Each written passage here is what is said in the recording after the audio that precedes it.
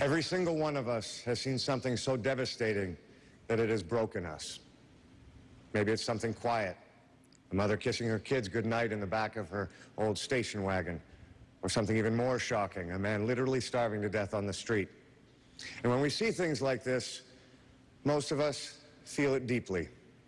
But we manage to pull ourselves back together and go on with our lives.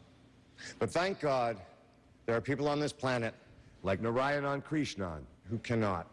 He comes from a life of privilege, but he shuns the cultural belief of some in India that says that men and women who are destitute, homeless, struggling, or suffering from mental illness are untouchables, unworthy of compassion. But he sees them as equal. That is why he cooks for them, feeds them, cares for them, and offers them the simple dignity of a bath. The sight of the hungry, the sick, and the homeless broke his heart to pieces. But he took those pieces and built a life for himself, helping people in need as their friend.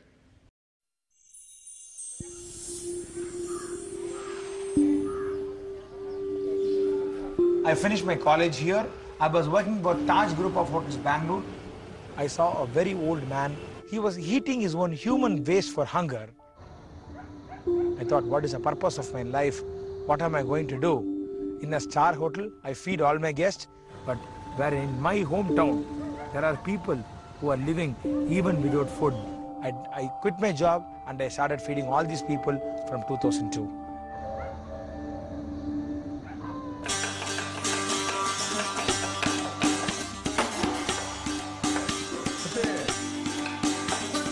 Today morning we made ven pongal and sambar.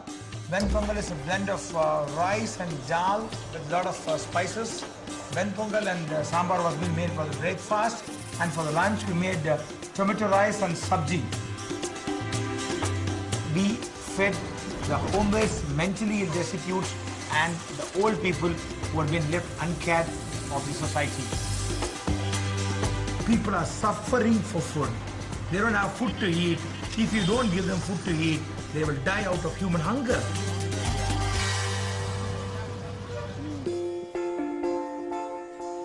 I cut their hair, I give them a shave, I give them bath.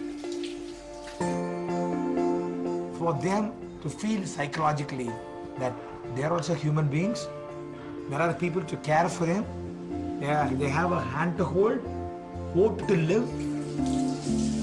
Food is one part, love is another part. So the food will give them physical nutrition. The love and affection which you show will give them mental nutrition.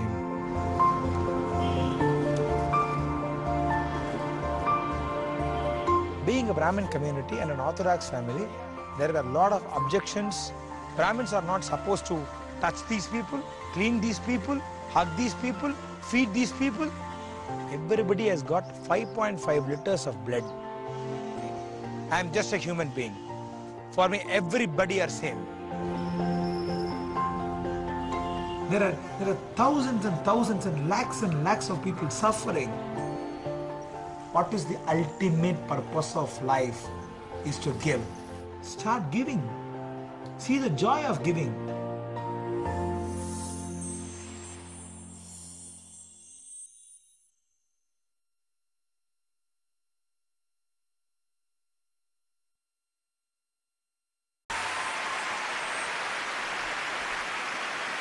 Ladies and gentlemen, it is my honor to present CNN hero Narayanan Krishnan.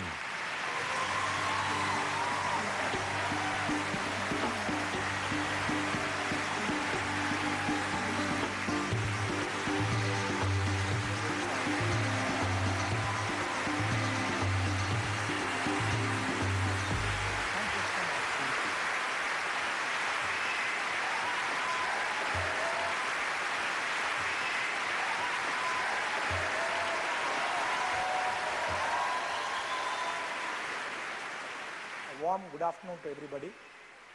I'm very happy to be here with the wonderful arrangement made by TEDx Gateway. Hope you all enjoyed your lunch. Because whenever I see anybody, I don't ask them how you are. I ask them, did you eat your food? I just wanted to share some real life story which happened in my life. I had a very good school and college days. I did not disturb my professor in the school and college. I was working for a 5-star group of hotels in Bangalore. It was very nice. Seeing the job, seeing the work performance, they were supposed to send me to Europe on a 4-year bond. When I called my house in Mandουράι, I told my mom that I'm going to go to Europe. She said, take about 4 days leave and come and be with us. Let us go and do some pujas in the temple. So I came to my hometown in 2002. I was driving the car. My father was sitting near me and my mom and my sister. While we were going towards the temple, I saw a very old man having his own human waste for hunger. He was literally eating his own human waste on the road. I have never seen such a situation in a television or read in a newspaper. I immediately stopped my car and went to the nearby hotel and asked what is available. They said idlis.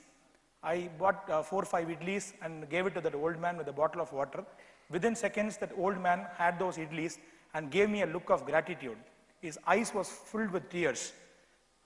It was a silent revolution of self-realization which made me to think, what am I exactly doing?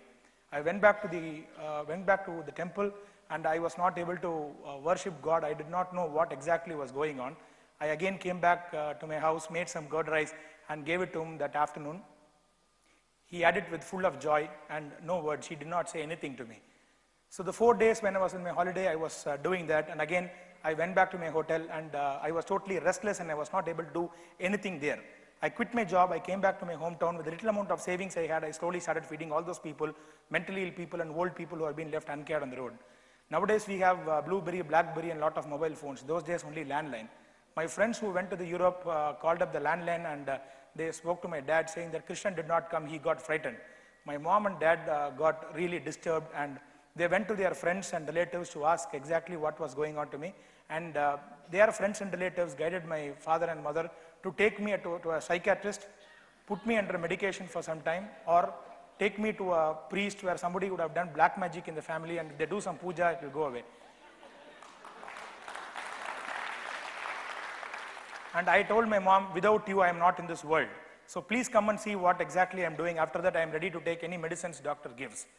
So taking my word into cognizance, my mom and dad came what I was doing, and I requested them to come out of the car and give food to the old people who are there.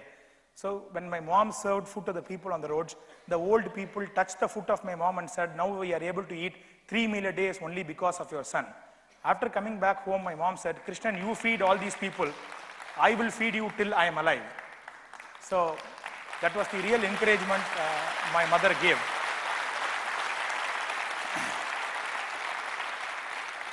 Slowly, I had a kitchen with a few helpers and so slowly started feeding, cooking food and distributing to all the people on the roads. I was very particular to distribute food for mentally ill people and old people who are being left uncared. In 2004-05, I witnessed a lot of mentally ill men having long hairs on the roads. Thought what is going to be the solution for the problem. I approached a few local barbers. Few people came. Some said, I don't want to touch these people's hair and clean. I will lose my customers. Some people said, their hairs are stinking. I can't do that. But few people accepted to come and do it. But what happened, the mentally ill people seeing barbers as strangers, the mentally ill people were running on the east side, the barber were running on the west side. It was a running and catching game going on the road. So to solve this problem, I went to a barber shop, took haircutting training for 6 months, and I have learnt almost about 10 to 12 varieties of haircuts. And so far, to close to 3,000 to 4,000 haircuts I have done to people on the roads. In 2005-06, I witnessed a lot of people dying on the road. They die on the road and nobody takes the body and cremates. So to solve that problem, I slowly started cremating dead bodies on the road, and so far I have cremated 456 dead bodies left uncared on the road. In my association in the Brahmin community, they said, you are a grandson of great Krishna here and grandson of Venkatrama here, you are not supposed to do this. Being a Brahmin, wearing sacred thread, you are not supposed to do it. You are from a very big community. I said, if this sacred thread is going to stop the service, what I am doing, I don't want to wear it. In 2005-06, I removed the sacred thread and put it in the fire. I am not a Brahmin now. I am only a human being. If any caste, creed or color is going to stop my service, I don't want to be.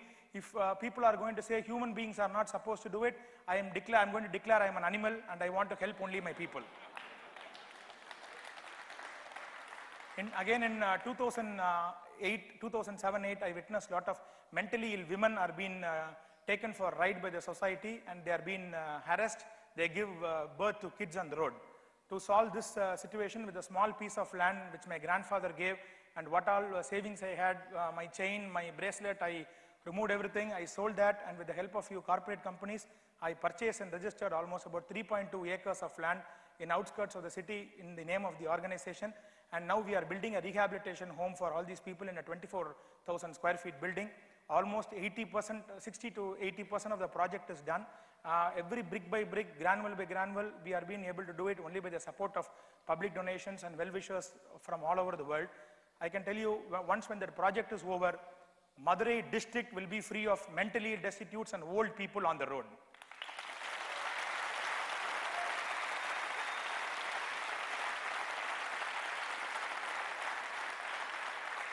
I started feeding with one. Now we are feeding almost about 450 people, 3 meals a day, non-stop without any break, rain or shine. In Madurai district, there are not even one single old man dying out of hunger every day. Nobody is left in hunger. We are feeding everybody. And recently, I won an award by US government. CNN gave me an award, Real Heroes 2010, out of 100 countries, 10,000 nominations. Akshaya was being selected as top 24, top 10, and now we are in top 2 of the world. The first Indian to get the Hollywood award was A.R. Rahman, and I am proud to say, representing India, I was the second Indian to get the Hollywood award in US last November. My dear friends, I am humbled to say that I am not carried away by the Hollywood award or by the limelight. If you see me after 10 years, maybe I would have reduced 5 to 10 kilos of body weight, but the interest I have towards the society to care my fellow human beings will never go from me. Till I am there in this world, the last breath, I will save my people. I will try to help them, because everybody has got 5.5 liters of blood. We do not know what is going to happen the next second. So please visit our website, which is akshayatrust.org. We want to, not only, I don't want to stop it in Madurai, I want to do it for entire Tamil Nadu and also entire India, because I believe every city, every street has got Krishnan. Only thing is, we have to find out where he is, motivate him, and bring him to the limelight. So thank you so much for giving an opportunity to be with you. For all the encouragement and kindness you are all been giving to me. I think I'm only 30 years old. I see a lot of old people, elder people in front of me. I just want your blessings to continue the service. Thank you.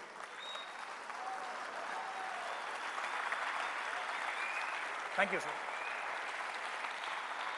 Narayan, kindly stay on the stage. Kindly stay on the stage, please. I request you to stay on the stage.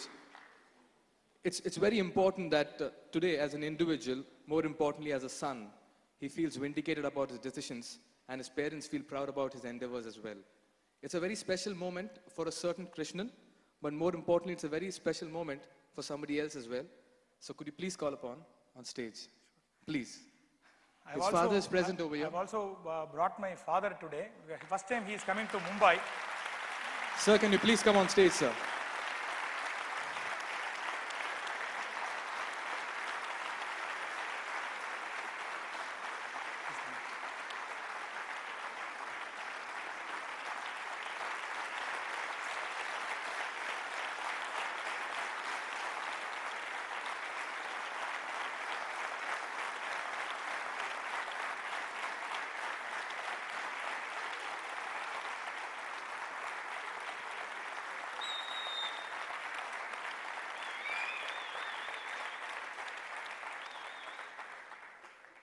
Good evening to everybody. I am very much proud of having my son, Mr. Krishnan.